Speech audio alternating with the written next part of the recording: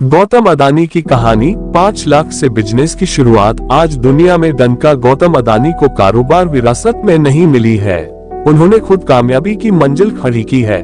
उनका जन्म गुजरात के एक छोटे से कस्बे थरार में शांति लाल और शांता बेन अदानी के परिवार में हुआ था।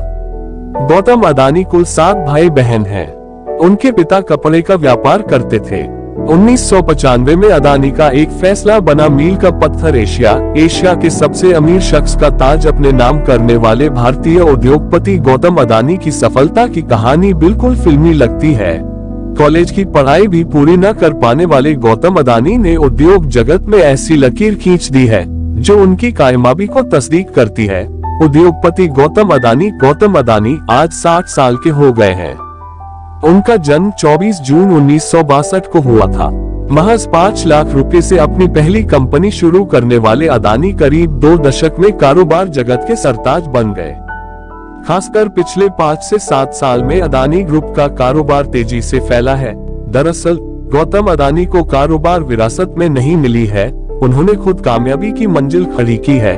उनका जन्म गुजरात के एक छोटे से कस्बे थरार में शांति लाल और शांता बेन अदानी के परिवार में हुआ था। गौतम अदानी कुल 7 भाई बहन हैं। उनके पिता कपड़े का व्यापार करते थे। गौतम अदानी ने अहमदाबाद के SCN विद्यालय से स्कूली शिक्षा हासिल की है। उनका परिवार एक छोटे से कस्बे थरार से अहमदाबाद आया था। वह बहुत धीरे और आराम से बोलते हैं।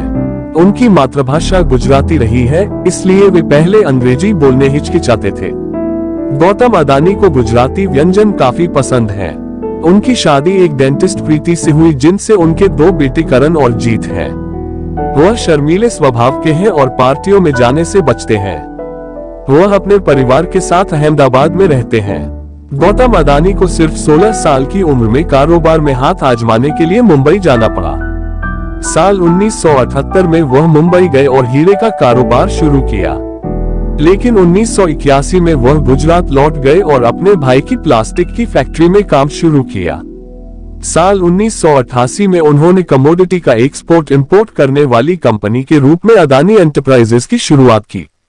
साल 1991 में हुए आर्थिक सुधारों की बदौलत अदानी का बिजनेस जल्द ही डाइवर्सिफाई हुआ और वह एक मल्टीनेशनल बिजनेसमैन बन गए।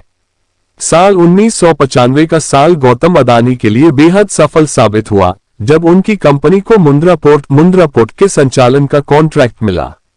गुजरात सरकार ने कच्छ में मुंद्रा पोर्ट एवं SEZ का संचालन किसी निजी कंपनी को देने का फैसला किया और यह गौतम अदानी के जीवन का एक बड़ा मोड़ साबित हुआ। उन्हें इस पोर्ट का नियंत्रण मिला और आज यह निजी क्षेत्र का सबसे बड़ा पोर्ट बन गया है।